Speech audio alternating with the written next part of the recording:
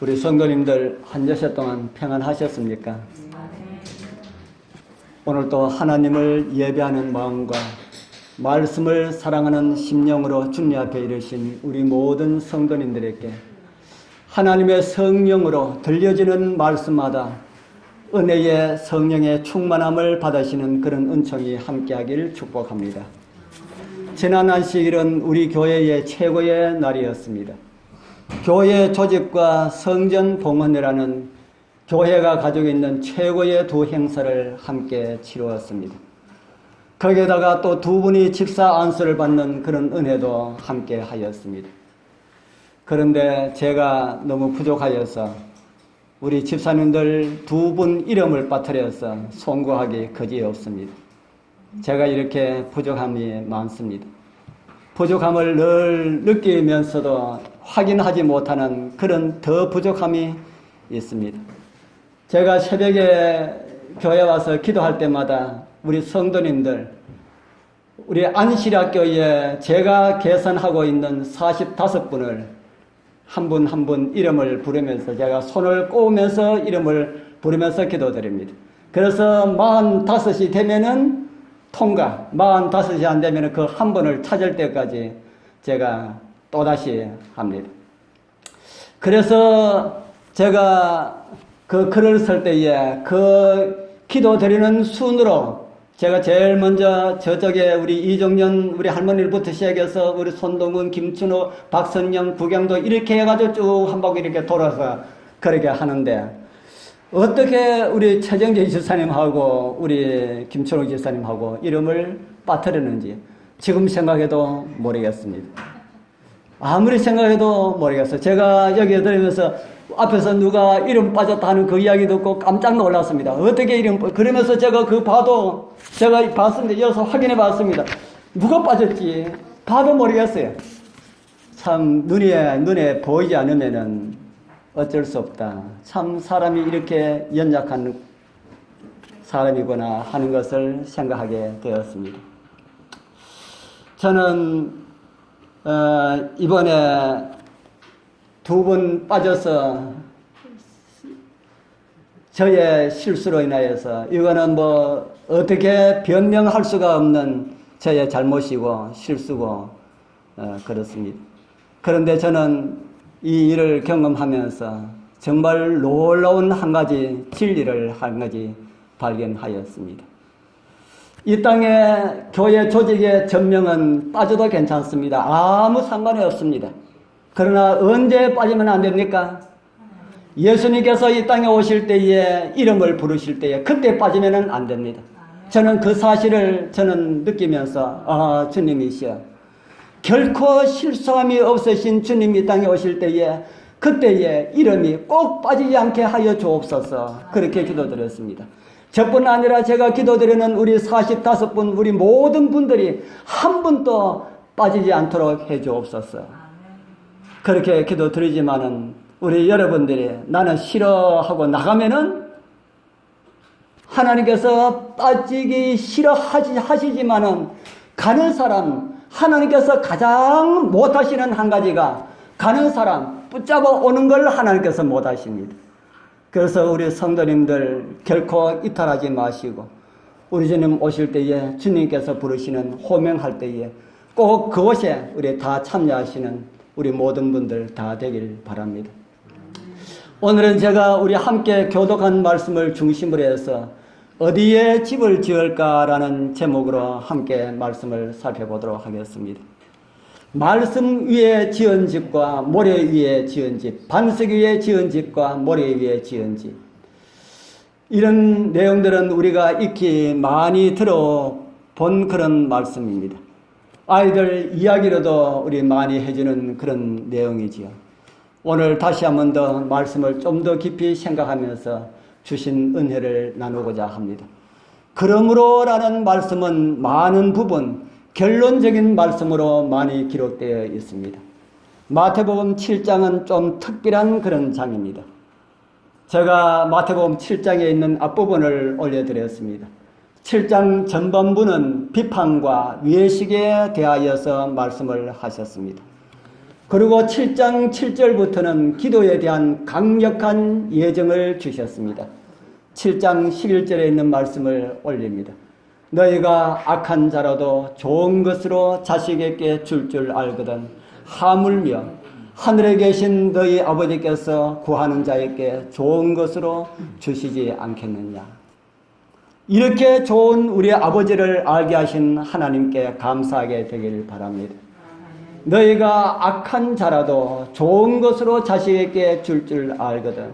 이 땅에 사는 사람들은 부모에게는 잘 못해도 자식에게는 다 잘하는 것 같아요. 우리 여러분들도 그런 생각 들지 않습니까? 자녀에게는 참 잘한다. 이 세상의 모든 사람들 그 마음 가운데 하나님께서 넣어주신 그런 마음이라는 생각이 듭니다. 그래서 너희가 악한 자라 할지라도 이 세상에 다 선한 사람만 있는 것이 아니죠. 악한 자라 할지라도 자기 자식에게는 잘한다. 그런데 하물며 하늘에 계신 너희 아버지께서 구하는 자에게 좋은 것으로 주시지 않겠느냐. 우리 여러분들 우리 하늘 아버지께 좋은 것을 많이 구하게 되길 바랍니다. 우리 하나님께서 주시겠다고 허락하신 허락을 붙잡고 우리 기도하면은 하나님께서 분명하게 들어주시리라 그렇게 믿습니다. 그러고 난 다음에 11절 지나고 난 다음에 12절은 참 많은 사람들이 좋아하는 황금률이라고 하는 그런 귀한 말씀이 있습니다. 남에게 대접을 받기를 원하는 대로 너희도 남을 대접하라. 그 말씀대로 대접을 받기를 원하는 대로 대접하기를 좋아하시는 우리 성도님들 되길 바랍니다. 그리고 7장 13절부터는 좁은 문으로 들어가라는 말씀이 있습니다. 그리고 그 다음에 말씀은 거짓 선지자들을 조심하라는 그런 말씀이 있고요. 그리고 참과 거짓을 분별할 수 있는 그런 방법까지 우리에게 가르쳐 주셨습니다. 그리고 그 다음에 말씀은 나더러 주여 주여 하는 자마다 다 천국에 들어갈 것이 아니다 라고 말씀을 하셨습니다. 이런 여러 가지 말씀들을 다 주시고 난 다음에 결론을 맺으시기 위하여서 주님께서는 그러므로 라는 말씀으로 사용하셨습니다. 그러므로 외식하는 사람이 되지 않기 위하여서는, 그러므로 응답받는 기도의 주인공이 되기 위하여서는, 그러므로 다른 사람을 비난하고 비판하지 않기 위하여서는 반석 위에 집을 지어야 한다라는 그런 말씀입니다. 남에게 베풀 줄 아는 성도의 삶이 되기 위하여서는 좁은 문에 있는 성도로서 하늘에 들어갈 사람들이 되기 위하여서는 어떻게 하라고요? 반석 위에 집을 지어라 라는 말씀입니다. 우리 사랑하는 재림 성도님들, 우리 모두 반석 위에 집을 지어서 흔들림이 없는 그런 신앙으로 온전한 승리를 이루시는 그런 은혜가 우리 모두와 함께하길 축복합니다. 반석 위에 집을 짓는 것은 무엇을 가리키는 것일까요? 반석 위에 집을 짓는 것은 무엇을 가리키는 것일까? 성경의 반석은 무엇에 대한 상징입니까? 성경의 반석은 무엇에 대한 상징이랄까요?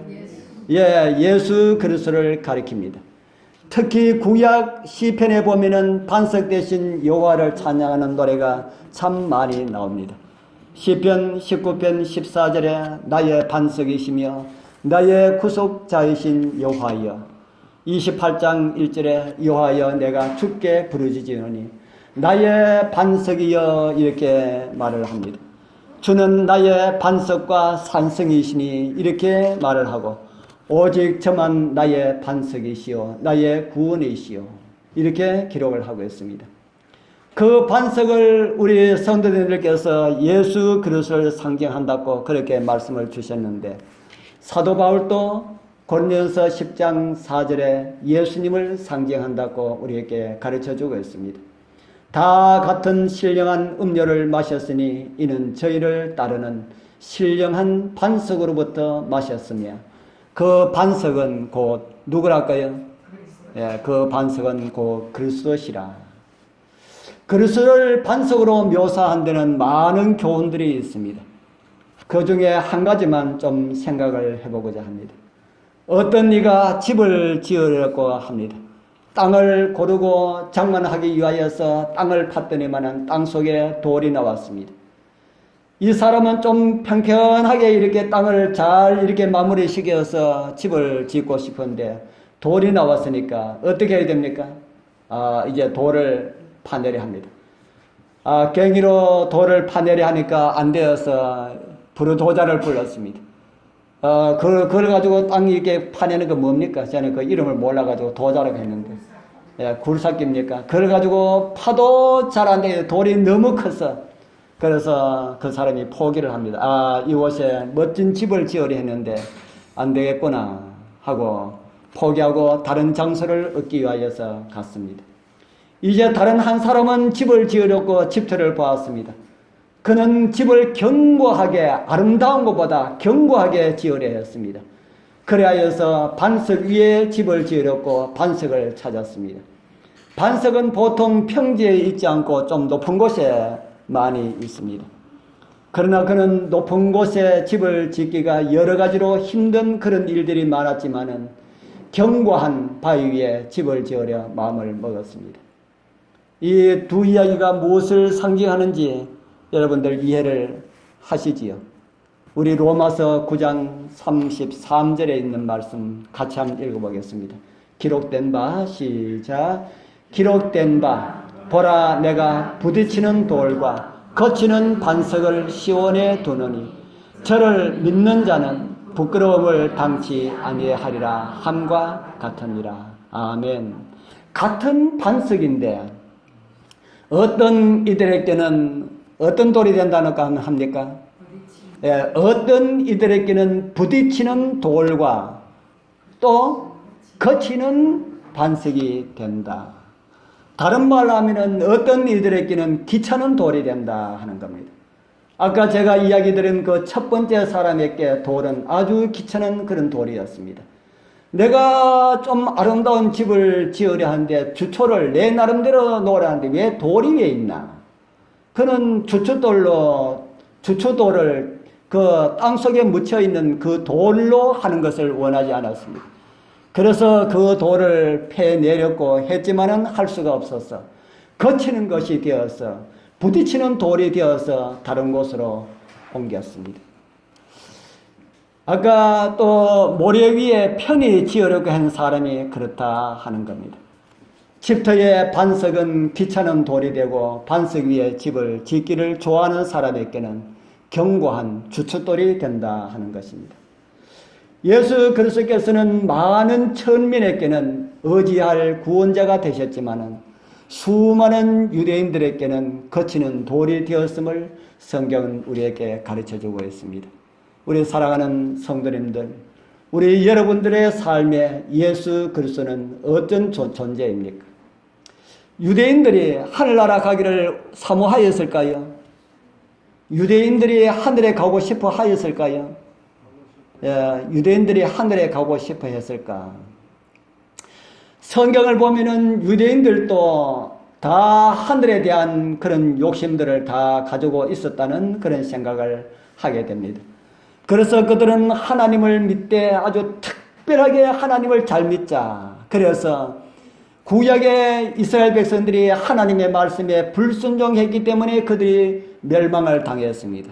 이런 사실들을 그들은 알았기 때문에 이제 바벨론에서 돌아온 이스라엘 백성들은 하나님을 좀 더 잘 섬기기 위하여서 성경 외에 아주 많은 율법을 만들어서 하나님의 말씀을 지나칠 정도로 하나님의 말씀에 순종하면서 살았습니다. 왜 그렇게 했습니까? 하나님의 말씀에 불순종하는 것이 죄라는 사실을 그들은 알았기 때문에 하나님의 말씀에 순종하기 위하여서는 이래가지고는 안 된다 하는 겁니다. 안식일을 기억하여 거룩히 지키라. 이래 해가지고는 모른다 하는 겁니다. 그래서 좀 구체적으로 가르쳐 주십시오. 구체적으로. 안식일을 잘 지키기 위하여서는 금요일 해질 때부터 안식일 해질 때까지 아무 일도 하지 말아야 합니다. 그리고 교회도 잘 가야 합니다. 교회에 가는 일이 있다 할지라도 5리 넘게 가서는 안 됩니다. 5리 이상 걸어가는 것은 피곤하기 때문에 죄를 짓는 것입니다. 1kg 이상 되는 무게 나는 것도 들고 다니면 안 됩니다. 이런 것을 전부 다 규범으로 그렇게 만들었다 하는 겁니다. 사람들이 그걸 원해서 그걸 만들었어요. 백성들, 지도자들이 마음대로 그렇게 한 것이 아니고 백성들이 자꾸 원했기 때문에 하나님을 잘 섬기려고 그러면 우리가 어떻게 해야 됩니까? 구체적으로 가르쳐 주십시오. 구체적이 잘못하면 죄로 인도할 수가 있습니다. 그래서 이스라엘 백성들은 그렇게 많은 것을 만들어서 그렇게 하나님의 말씀에 철저하게 순종하고자 그렇게 살았는데 예수님께서 태어나셔가지고 예수님의 모습 보니까 자기들 모습하고 예수님의 모습 보니까 어떻습니까? 자기들 모습하고 예수님의 모습 보니까 자기들은 진짜 하나님의 말씀에 순종하는 것처럼 사는데 예수님의 모습은 하나님의 말씀에 불순종하는 것처럼 그렇게 보였습니다. 그래서 유대인들이 예수님을 박해하고 비난하고 예수님을 잡아 죽인 겁니다. 예수님 자기들 보기에 예수님이 하나님 말씀에 잘 순종하고 그렇게 되는 것 같으면 왜 그들이 그렇게 했겠습니까? 자기들이 믿는 방식하고 예수님이 하나님을 믿는 그 방식하고 너무나 차이가 컸다 하는 겁니다. 그래서 자기들 마음에 들지 않으니까 예수님은 자기들에게 거치는 그런 반석이 되었다. 다른 말로 하면은 예수님 없으면은 자기들이 진짜 하나님을 잘 섬기는 사람들로 모든 세상 사람들에게 그렇게 비춰질 텐데 예수님 보니까 자기들은 하나님을 믿되 하나님을 섬기되 좀 별나게 섬기는 사람으로 비춰진다 하는 겁니다. 그래서 다른 사람들은 예수님과 유대인들을 비교해서 보면은 정말 예수님은 하나님을 말씀 그대로 하나님을 믿는 분이고 유대인들은 좀 지나치게 믿는 그런 감이 있다 하고 그렇게 비춰질 정도로 그렇게 보였습니다. 그러니까 유대인들이 예수님만 보면은 예수님 앞에서는 이제는 자기들이 죄인인 것처럼 그렇게 보였다 하는 겁니다. 그래서 결국 그런 것이 예수님 거치는 것이 되어서 예수님을 잡아 죽이는 그런 일로 나가게 되었습니다. 아벨이 가인에게 왜 미움받는 이유가 무엇이었습니까? 아벨이 가인에게 왜 미움을 받았을까? 아벨이 형한테 잘못했을까요? 아벨이 형한테 좀 못되게 굴었을까요? 아벨이 형한테 정말 형한테 아주 좋은 지상의 최고의 동생이었을 것입니다. 그런데 왜 아벨을 죽였어요? 아벨이 없으면은 가인도 어떤 사람이었습니까? 아벨이 없으면은 가인도 꽤 괜찮은 사람인데 아벨만 있으면은 자기는 죄인처럼 보였습니다. 아벨만 있으면은 자기는 하나님 앞에 죄인처럼 보였다는 겁니다. 아벨만 없으면은 자기도 하나님께 제물을 가지고 예배를 드리고 어떤 사람이 보더라도 하나님 앞에 떳떳한 그런 의인으로 살아갈 수가 있을 것인데 아벨하고 같이만 있으면은 자기는 죄인이고 아벨은 의인처럼 그렇게 보였습니다. 그래서 가인은 아벨을 죽였습니다. 마지막 때에 이름뿐인 그리스도인들도 남은 백성들을 박해하는 이유가 바로 그것입니다. 그들만 없으면은 괜찮은 그리스도인들로 남을 텐데 남은 자손들 때문에 하나님의 계명이 비춰지고 그러므로 그들은 하나님의 계명을 범하는 자들로 드러나게 되는 겁니다. 그래서 그들을 미워하고 죽이려 할 것임을 성경은 우리에게 가르쳐주고 있습니다.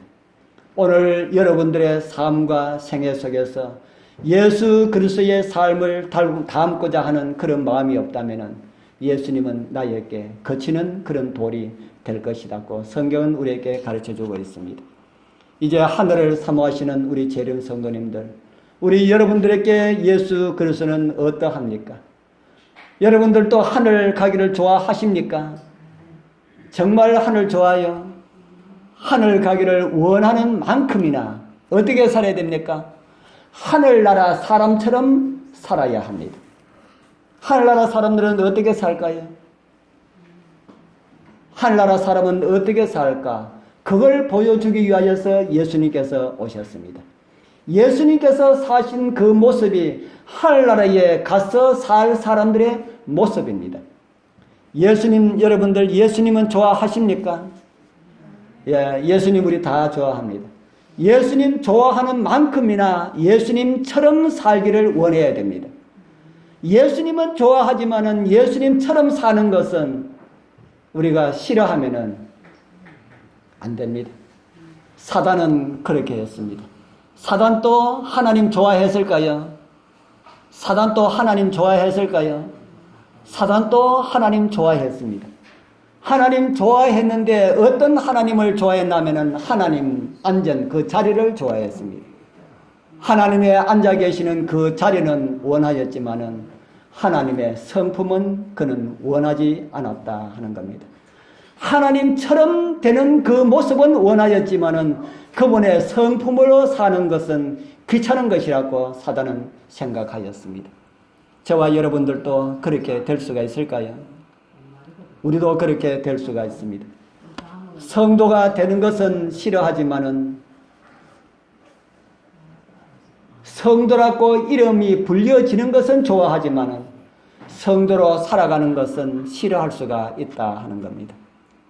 그 말을 다른 말로 하면은 하늘은 좋아하지만은 하늘나라 백성으로 살아가는 것은 싫다 하는 그런 말입니다. 우리는 다 연약하기 때문에 그렇게 살아갈 수가 있습니다. 저도 그럴 때가 참 많이 있습니다. 예수님도 그럴 때가 있었을까요? 예수님도 그럴 때가 있었습니다. 겟세마네 동산에서 무릎 꿇고 아버지여 라고 기도하실 때에 어떻다는 말입니까? 아버지여 저 싫습니다. 참 싫습니다. 이거 하지 않으면 안 됩니까? 하는 그런 기도를 하지 않았습니까? 우리를 구원하시기 위하여서 예수님께서 오셨지만은 막상 우리를 위하여서 죽음 자리에 나가려 하니까 싫다는 겁니다. 아버지, 내 이거 하지 않으면 안 됩니까? 그러나 싫지만은 예수님은 뭘 선택하셨습니까? 뭘 선택하셨습니까? 아버지의 뜻대로 하기를 원합니다. 라고 그렇게 선택을 하셨습니다. 우리 사랑하는 성도님들, 예수 그리스도는 나에게 거치는 돌이 아닌 정말 주님 닮고 싶은 그런 간절한 마음으로 주님 따라 살아가는 그런 우리 성도님들 다 되길 바랍니다. 그러면 반석 되시는 예수님 위에 집을 짓는다는 말씀은 어떤 말씀일까? 많은 경우의 말씀이 있지만 오늘 한 두 가지를 생각해 보도록 하겠습니다. 먼저 반석에 대하여서 알자 하는 말씀입니다. 호세아 4장 6절에 우리 잘 아는 말씀이죠. 이런 말씀이 있습니다. 우리 같이 읽어보겠습니다. 내 백성이 시작. 내 백성이 지식이 없으므로 망하는도다. 내가 지식을 버렸으니 나도 너를 버려 내 제사장이 되지 못하게 할 것이요. 내가 내 하나님의 율법을 잊었으니 나도 내 자녀들을 잊어버리리라. 호세아는 내 백성이 지식이 없어서 어떻게 한다고 합니까? 망한다. 지식이 없기 때문에 하나님을 버림으로 그들이 하나님께로부터 버림을 받게 되었다고 성경은 말씀을 하고 있습니다. 집을 지으려 하는 사람도 자신이 잘 알지 못하면 어떻게 해야 됩니까? 자신이 잘 알지 못하면 집에 대해서 잘 아시는 분하고 상의를 해야 되겠죠. 요즘은 건축 설계가 없으면은 몇 평 이상의 그 집은 짓지 못하기 때문에 참 잘하는 그런 것이라는 생각이 듭니다. 집을 짓는 두 사람이 있었습니다. 한 사람은 반석 위에 집을 짓는 사람이고요. 다른 한 사람은 모래 위에 집을 짓는 사람입니다. 조금 차이는 있을지 몰라도 두 건축가 다 모두 집을 짓는데 수고가 거의 비슷할까요? 완전히 다를까요? 모래 위에 집을 짓는 사람하고 반석 위에 집을 짓는 사람하고 수고가 거의 비슷할까요? 아니면 완전히 다를까요? 완전히 다를 수도 있고 거의 비슷할 수도 있습니다. 둘 다 좋은 자재를 사용하고요. 좋은 벽돌을 사용하고요. 페인트 칠도 제일 좋은 고급으로 그렇게 하고요. 그렇게 한다고 하여도 바람이 불고 태풍이 오고 폭우가 쏟아지면은 반석 위에 지은 집과 모래 위에 지은 집에 차이가 드러나게 됩니다. 저희들 30대에 칠곡에 있는 외관교회라고 하는 곳에 있었습니다. 그곳은 누가 가라고 해서 간 것이 아니고 저하고 우리 집사람하고 우리 그곳에 한번 가보자 했더니만은 그곳에 갔더니만은 하필 직원 가족 둘하고 우리 교회에서 한번 간 장로님 한 분하고 세 분이 예배를 드리고 우리가 가서 5사람이 예배를 드렸습니다. 그래서 다른 사람 좀 있는데 오늘 안 나왔습니까? 하고 물으니까 늘 둘이 예배 드리고 장로님 오시면은 서희 예배 드리고 그렇게 한다 그래요. 그래서 제가 집사람한테 우리 고마 이리 이사 오자 그랬습니다. 그래서 저희들은 참 결정을 잘합니다. 좋습니다. 그래가지고 뭐 얼마 있었는지 모르겠습니다만 제가 1월 1일 날 이사를 했는지 그래서 바로 포털에 싸가지고 그 교회로 갔습니다. 우리 교회로 이사 올 테니까 교회 사택이 방 하나, 그 집은 집이 아주 커서 집이 안에 집들이 참 많았습니다. 그래서 방 하나, 우리 방 하나 주십시오 하니까 저 제일 큰 방 제가 지금 놀고 있으니까 저 방에 오시면 됩니다. 그래가지고 그 방에 저희들 이사 가서 살았습니다.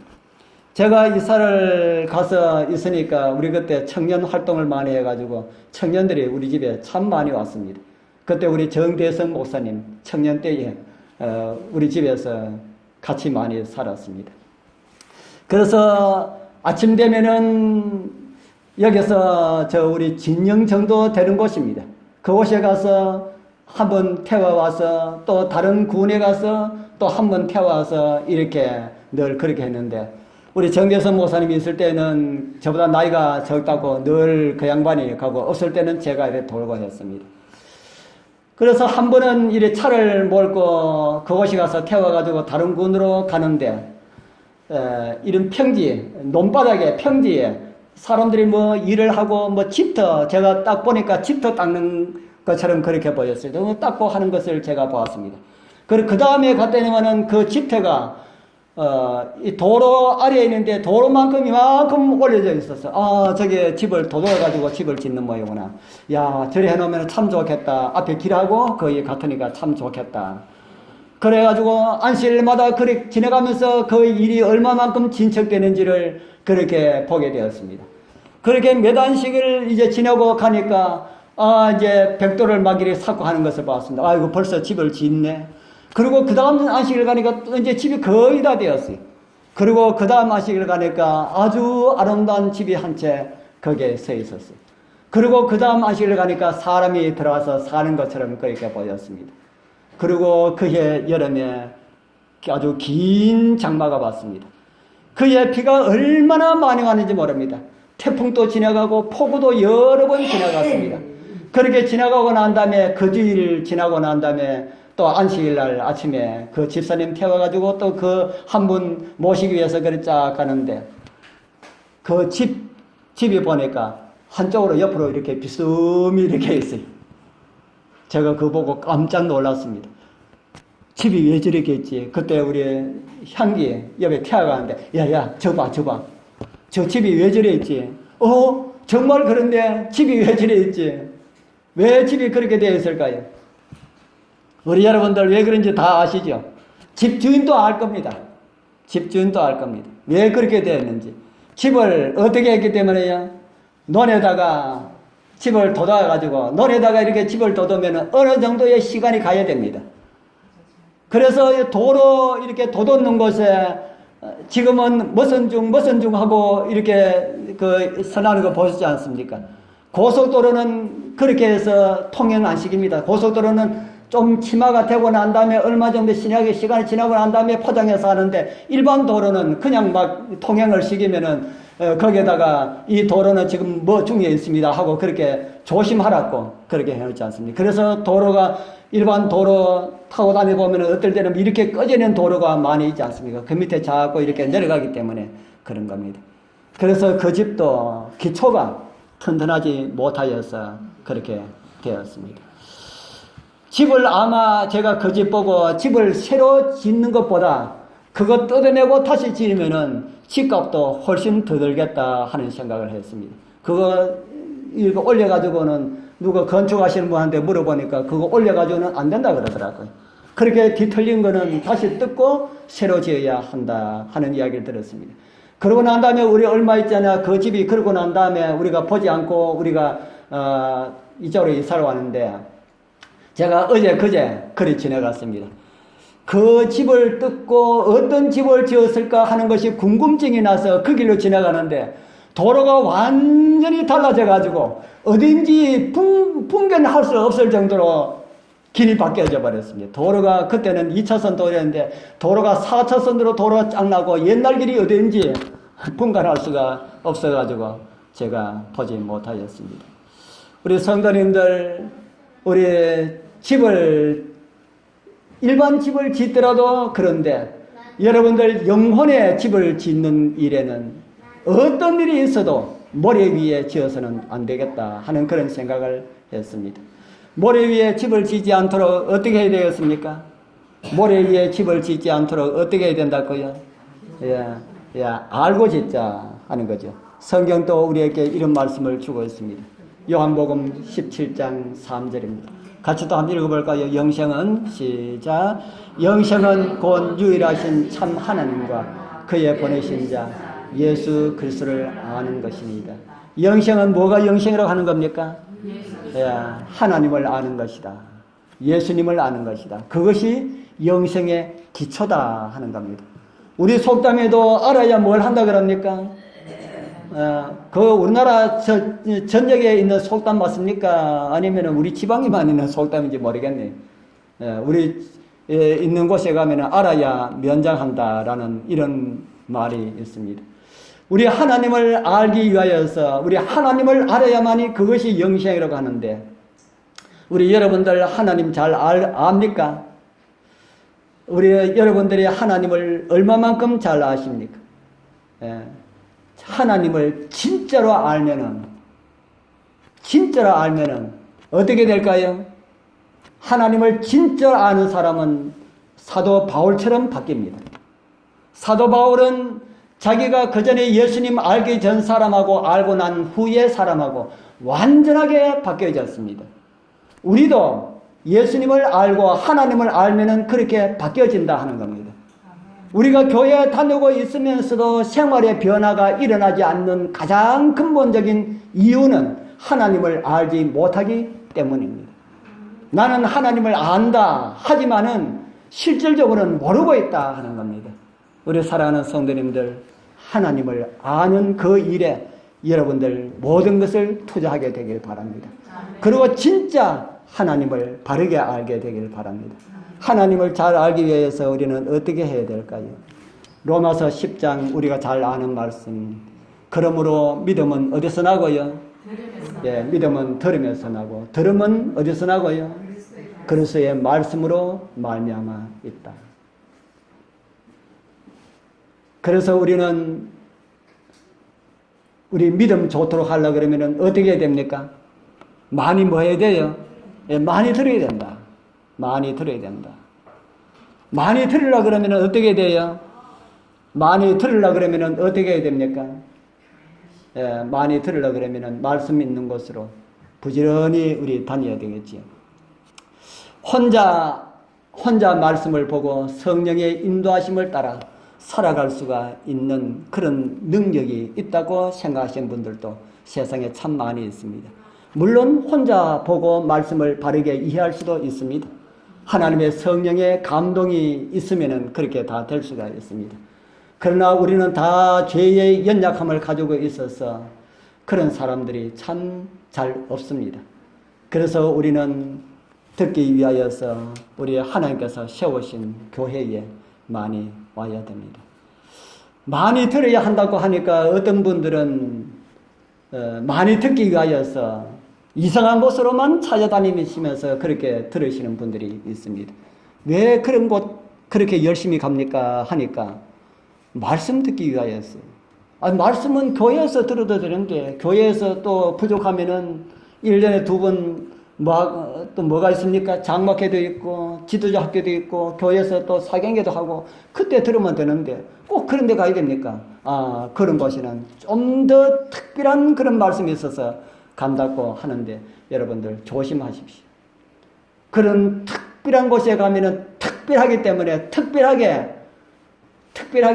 나가게 됩니다. 어쩌면은 우리 신앙에 전혀 도움이 되지 않는 그런 것들을 많이 들을 수가 있다 하는 겁니다. 그러나 요즘 우리 인터넷, 우리 스마트폰으로는 우리 교회에서 하는 아주 많은 말씀들 우리가 많이 들을 수가 있지요. 그런 것은 참 좋은 것이라는 생각이 듭니다. 우리의 신앙에 전혀 도움이 되지 않는 그런 것들을 듣는 것은 그 말들을 하는 사람에게도 책임을 있지만은 귀를 열고 그런 것들을 그냥 받아들이고 듣는 본인에게도 책임이 있다 하는 겁니다. 우리 여러분들의 기들이 신앙의 유익이 되고 믿음의 성장이 되고 하늘 가는 길에 꼭 필요한 것들을 많이 들을 수가 있는 그런 은혜가 여러분들 귀에도 함께하길 소원합니다. 신앙에 도움되는 말은 우리가 교회에서 가장 많이 이렇게 유익된 것을 가장 많이 들을 수가 있습니다. 결정적인 순간에 하나님께서 통신 매체를 통해서 큰 일들을 이루실 것이라 하는 생각이 요즘 참 많이 있습니다. 지난번에 저 TV를 보면서 그 촛불 시위, 이 힘이 도대체 어디서 왔을까 하고 그 방송에서 대담하는 걸 제가 잠깐 들었습니다. 그러면서 한 분 하는 말이 다 스마트폰 때문에 이런 힘들이 일어난다라고 하는 것을 제가 들었습니다. 하나님께서 스마트폰을 사용하시면 어떤 일이 일어날까? 제가 한 번씩 그런 생각을 합니다. 하나님께서 스마트폰을 사용하시면 어떤 일이 일어날까? 요즘 스마트폰으로 하나님께서 많이 사용하십니다. 스마트폰으로 복음을 전하는 사람들이 많이 있기 때문에. 그러나 정말 결정적인 순간에 하나님께서 이런 통신 매체를 가지고 하나님께서 사용하시면 엄청난 큰 일을 이루실 수가 있겠구나 하는 그런 생각을 하기도 합니다. 우리의 신앙에 아무리 어떤 그런 수고가 따르고 또 노력이 따르고 돈을 사용하고 그렇게 한다 할지라도 하나님께서 말씀하신 그 외의 것을 하면은 모래 위에 집을 짓는 수고와 같은 그런 수고다 하는 것입니다. 그러면은 어떤 이들은 반석 위에 집을 짓는 것이고 어떤 이들은 모래 위에 집을 짓는 것일까? 어떤 사람들은 모래 위에 집을 짓는 것이고 어떤 사람들은 반석 위에 집을 짓는 것일까? 우리 마태복음 7장 24절은 뭐라고 합니까? 그러므로 누구든지 나의 이 말을 듣고 많은 사람은요, 행하는 사람. 말을 듣고 행하는 사람이라는 것이 어떤 사람입니까? 말을 듣고 행하는 사람. 그리고 나의 이 말을 듣고 행치 아니하는 사람. 말을 듣고 행하는 사람은 반석 위에 지은 사람이고 말을 듣고 행치 아니하는 사람은 그 집을 모래 위에 지은 사람과 같은 사람이다 하는 겁니다. 행하라 하는 말을 다른 말로 하면은 무슨 말이 되겠습니까? 행하라. 순종하라. 행함이 없는 믿음은 모래 위에 짓는 집과 같다라는 말입니다. 하나님께서 일하시는 방법과 사단이 일하는 방법은 많은 면에 있어서 비슷한 점도 있지만은 자세하게 관찰하면은 많은 다른 점들이 있는 것을 보게 됩니다. 하나님께서는 언제나 말씀 안에서 우리에게 역사하심을 우리의 삶에서 잊어서는 안 됩니다. 그것을 잊어버리면은 사단이 우리에게 역사해서 우리의 믿음을 떠나게 할 것이다 하는 겁니다. 사단은 무엇을 가지고 하나님 백성들을 미워하게 될까요? 많은 것들이 있지만은 저는 사람이 만든 많은 통계들을 가지고 역사한다라는 이런 사실에 참 많이 놀라게 됩니다. 이제 한 집사님의 이야기를 들려드리고자 합니다. 이 집사님은 교회에 나올 때에 안식일 아침에 교회에 나오려고 집에서 나올 때에 교회에 갈 때에 신이 없어요. 그래서 그 신을 찾고자 이렇게 헤매면은 그분 이야기가 교회 가면 꼭 누구하고 말다툼을 한다 하는 겁니다. 그래서 그분은 안식일 아침마다 신을 찾지 않도록 하기 위해서 그 전날 안식일에 신고 갈 신을 따로 다른 곳에 딱 이렇게 둔다 그럽니다. 그렇게 하지 아니하면은 교회 가서 뭐 하기 때문에요? 다른 성도하고 말다툼하기 때문에 그거 하기 싫어서 꼭 신을 그렇게 하는데 그걸 잊어버리고 안식일 아침에 내 신 하고 찾으면은 오늘 또 교회 가서 누구하고 또 다투겠구나 하면은 틀림없이 교회 가서 누구하고 다툰다는 겁니다. 우리 성도님들, 우리 여러분들에게도 이와 비슷한 그런 어떤 것이 있습니까? 이런 거 다 누가 준다고 생각합니까? 우리의 신앙을 반석 위에 짓지 못하도록 하기 위하여서 사단이 주는 것이다. 그렇기 때문에 사단이 주는 것도 맞을 수가 있습니까? 맞을 수가 있습니다. 정확하게 맞아 떨어지도록 그렇게 합니다. 그래서 사람들로 하여금 반석 위에 집을 짓지 못하고 모래 위에 집을 지을 수 있도록 그렇게 하고 있다 하는 겁니다. 우리 사랑하는 성도님들, 저는 말씀을 준비할 때마다 어떨 때는 은혜 되지 않는 말씀이 혹 있을 수 있을지 모르지만은 저는 말씀을 준비할 때마다 지난번에도 한번 말씀을 드렸습니다만은 저는 제가 드리는 이 말씀을 다시는 하나님의 말씀을 다시는 듣지 못할 그런 분들도 있을 것이다 하는 이런 생각을 하면서 늘 말씀을 준비하고 있습니다. 정말 하나님의 말씀이 나를 주장하지 아니하면은 사단이 나의 마음을 주장하게 됨을 한시도 잊지 말게 되길 바랍니다. 순종하는 믿음을 가지지 않으면은요, 다른 사람들을 넘어뜨리게 하는 사단의 매개체도 될 수가 있다는 사실을 우리는 알고 있어야 합니다. 통계는 좋은 정보입니다. 그러나 통계와 하나님의 말씀이 대립될 때는 우리는 뭘 따라야 됩니까? 우리는 언제나 통계를 버리고 하나님의 말씀을 선택해야 합니다. 그러나 세상은 그런 사람들을 보고 바보라 합니다. 바보 소리 듣더라도 통계를 믿지 말고 하나님 말씀만 신뢰하게 되길 바랍니다. 그것이 성도의 길입니다. 통계가 100% 정확한 수치가 있다 하여도 성경 말씀이 그러하지 않으면은 우리는 세상 통계가 진리가 아니고 하나님의 말씀이 진리임을 믿어야 할 것입니다. 그리고 그 하나님의 말씀을 우리는 따라야 할 것입니다. 교회의 활동도 이제는 많은 사람들이 통계를 따르려고 합니다. 많은 다른 교회에서 하고 있는 것들이 영혼 구원의 좋은 방법이라고 그렇게 유혹하는 그런 시대에 우리가 서 있다 하는 겁니다. 그러나 영혼 구원까지도 우리는 하나님의 말씀을 우선하는 믿음을 가져야 합니다. 그런 통계를 가지고는 사단은 우리의 삶 속에 어떻게 역사하는지 생각해 보게 되길 바랍니다.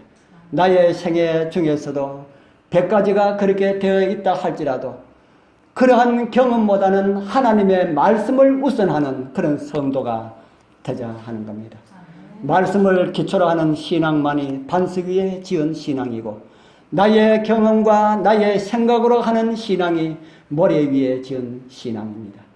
그럼 우리는 우리의 신앙이 반석 위에 올릴 수 어떻게 하면 반석 위에 올릴 수가 있을까요? 성경은 그 원리를 우리에게 이렇게 가르쳐주고 있습니다. 우리 마태복음 21장 44절 우리 같이 한번 읽어보겠습니다. 이 돌 시작. 이 돌 위에 떨어지는 자는 깨어지겠고 이 돌이 사람 위에 떨어지면 저를 가루로 만들어 흩으리라 하시니 우리 사랑하는 성도님들 여러분들의 생각과 자아를 반석 위에 내어 던져서 철저하게 깨어지는 그런 경험들 하게 되길 바랍니다. 그러하지 아니하면은 돌이 내 위에 떨어져서 우리를 멸망으로 가게 한다라는 말씀입니다. 좀 더 쉽게 말씀드린다면은 자아가 깨어지지 않으면은 구원이 없다 하는 말씀입니다. 예수님의 보혈이 내 깨어지지 않는 자아까지 구원해 주지 않는다는 겁니다. 우리 성도님들 바로 그런 사람이 모래 위에 집을 짓기 때문에 심판의 강풍 피할 바위가 없기 때문에 심판날에 무너짐으로 판명된다는 말씀입니다. 말씀이 나의 마음에 들지 않아도 순종하게 되길 바랍니다. 말씀이 나의 마음을 상하게 하여도 순종하게 되길 바랍니다. 말씀이 나의 마음과 합하지 않아도 말씀에 순종하게 되길 바랍니다. 말씀이 나를 거슬리게 해도 나를 짜증나게 해도 오직 말씀에 순종하여서 든든한 반석 위에 집을 지어 반석 되시는 우리 주님 오실 때에 기쁨 중에 서게 되시는 은혜가 우리 모두와 함께하길 축복합니다. 기도드리겠습니다. 하늘에 계시는 거룩하신 우리 아버지 하나님 감사합니다. 오늘 우리는 어디에 집을 지을까라는 제목으로 반석 위에 또 모리 위에 두 곳을 보게 되었습니다. 우리는 반석 위 아니면은 모리 위에 집을 지을 수밖에 없는 그런 건축자들입니다. 주님께서 우리를 도와주셔서 우리 마음대로 하지 말게 하시고 오직 주의 성령께서 우리를 인도하셔서 반석 위에만 집을 지어 주님 오시는 날 상급 받을 수 있는 그런 은혜 주시옵소서. 예수님 이름으로 간절히 기도드리옵나이다. 아멘.